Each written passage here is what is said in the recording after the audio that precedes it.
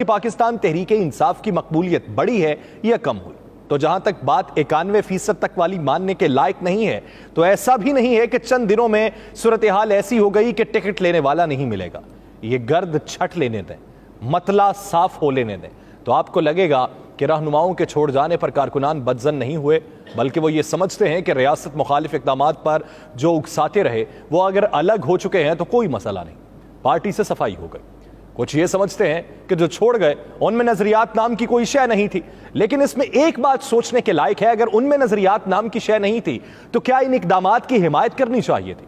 यहां उनको सोच में यह तब्दीली लाने की जरूरत है कि अगर इख्तलाफ हो तो उसका इजहार करने का अंदाज मुहज्जब होना चाहिए, ताकि आप अपने इक़दाम को जस्टिफाई कर सकें, क्योंकि 9 मई वाले वाक़े को कतई तौर पर जस्टिफाई नहीं किया जा सकता। अब इस मौके पर मकबूलियत किसकी बढ़ी और किसकी कम हुई, तो इसमें अगर वफाकी हुकूमत यह समझती है कि उसके वोट बैंक में इजाफा हो जाएगा तो ये उसकी खामख्याली। इसमें यह तो हो सकता है कि पाकिस्तान तहरीक इंसाफ से 1 साल के अरसे में जुड़ने वाला वोटर पीछे हट जाए, लेकिन यह नहीं हो सकता कि वो किसी दूसरी पार्टी की तरफ रुजू करने लगे। गिराफ अगर पाकिस्तान तहरीक इंसाफ का कम होगा तो उसके बदले किसी का बढ़ेगा नहीं। यह रहनुमाओं का छोड़ जाना शायद पीटीआई के लिए कोई बड़ा धचका ना हो, हाँ ये उन पार्टीज के लिए इस हद तक तस्कीन का बायस हो सकता है जिनमें वो शामिल हो जाएं, ताकि ये पता चल सके कि इस पार्टी में बड़े नाम है। तो अब पाकिस्तान का नया मंजरनामा क्या होगा? अब आप ये देखेंगे कि इलेक्शन के लिए लेवल प्लेइंग फील्ड बनती चली जाएगी।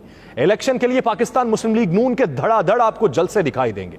पार्टी वर्कर्स कन्वेंशन का इनेकाद किया जाएगा और उसमें बड़ी तादाद में आपको लोग देखने को मिलेंगे, और वहां पे पाकिस्तान तहरीक इंसाफ को गद्दार वतन पार्टी डिक्लेयर करने का बयानिया अपनाया जाएगा। पाकिस्तान पीपल्स पार्टी भी धड़ाधड़ जलसे करेगी, जमीयत उलमा इस्लाम भी पीछे नहीं रहेगी, और यूं ही ये जलसे होते चले जाएंगे। और जब इन तमाम जमातों को यह लगने लगेगा कि अब इनकी जलसा सियासत परवान चढ़ने लगी है, अब पाकिस्तान की बेहतरी के लिए हमें अपनी सियासत से आगे बढ़ना है, अब ये लोग हमारी तरफ रुजू करने लगे हैं, अब पाकिस्तान तहरीक इंसाफ के लोगों की बोलती बंद हो चुकी है, अब पाकिस्तान तहरीक इंसाफ से निकले हुए अपनी एक अलग पार्टी बना चुके हैं जो पीटीआई को बड़ा डेंट डाल चुकी है।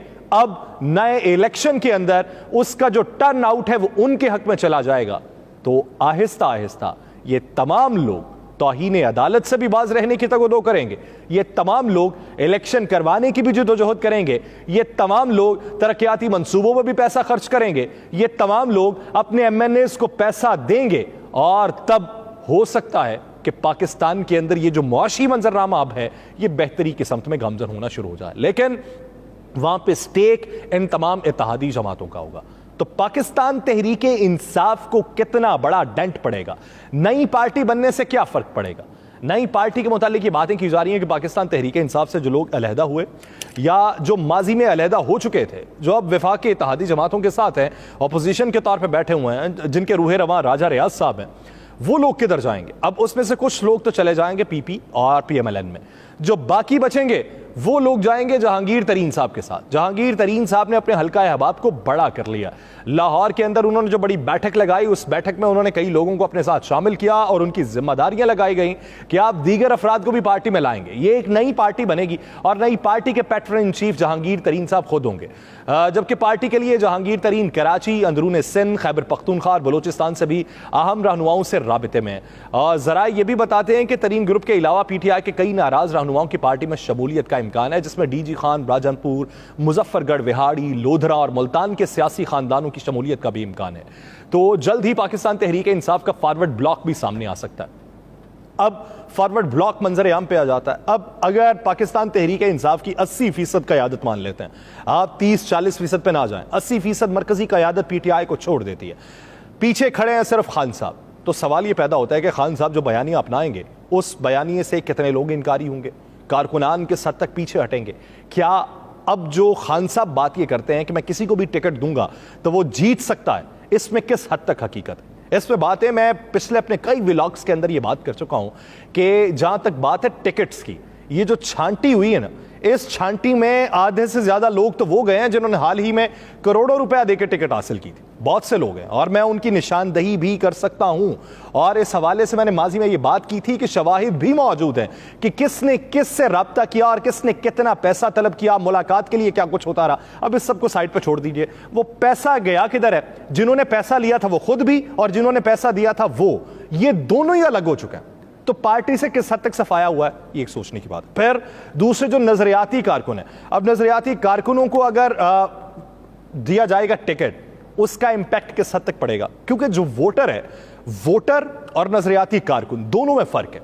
एक वोटर जो हवा को देख के आता है, एक वोटर जो किसी दूसरी जमात का मुखालिफ होता है, एक वोटर जो आपकी शख्सियत को देख के होता है, और एक वोटर वो जो अमली सियासत में हिस्सा लेता है। यानी आपके कहीं पे जलसे हुए, एहतजाज हुए, तो वहां पे मुंतजमीन के तौर पे या कारकुनान के तौर पे वो अपना नाम लिखवाना बाइस फख्र समझता है। ये कैटेगराइज होता है। अब वो जो नजरियाती कारकुन है, वो नजरियाती कारकुन किस हद तक आगे बढ़ेंगे? क्योंकि बेशतर की तादाद जो है वो पकड़ी जा चुकी है। अब जो बाहर हैं वो या तो छुप रहे हैं या पार्टी क़यादत में अब हैं ही खान साहब ने उन्हें रुपोश रहने के पैगामात भिजवाएं। अब वो जो मंजर आम पे आएंगे, दूसरी तरफ फिर बड़े बड़े नाम होंगे जो पार्टी से ही छोड़ के गए होंगे या फिर दूसरी जमातों के होंगे। अब उनके मद्दे मुकाबल एक नजरियाती कारकुन को खड़ा करना, तो क्या वो असल तब्दीली होगी? ये 9 मई के वाक़े को जस्टिफाई करने की बजाय उसकी मजम्मत करके और आइंदा इस अहद को दोहराने पे कि कोई भी पार्टी या कोई भी सियासी कारकुन जो है वो इस तरह की इख्तरा की तकलीद नहीं करेगा, ये पैगाम देना ज़रूरी है। उसके बाद फिर बात होगी लेवल प्लेइंग फील्ड की। तो उसे आप लेवल प्लेइंग फील्ड नहीं कह सकते कि जहाँ पे एक नजरियाती कारकुन हो और दूसरी तरफ कोई ज़ीरक सियासतदान हो, तजर्बाकार सियासतदान हो, जिसने दहाइयों सियासत के अंदर गुजार दी हो। तो लेवल प्लेइंग फील्ड अगर दूसरों के मद्दे मुकाबिल यही है तो फिर भी पाकिस्तान तहरीक इंसाफ के जीतने का मार्जिन ज़्यादा है। हाँ, हो सकता है कि उस तरह की 2/3 अक्सरियत ना मिले। 2/3 अक्सरियत के बारे में ढिंढोरा तो पीटा जाता रहा, लेकिन 2/3 अक्सरियत अगर नहीं भी मिलती तो PTI फिर भी एक टफ टाइम देने की हैसियत रखती है।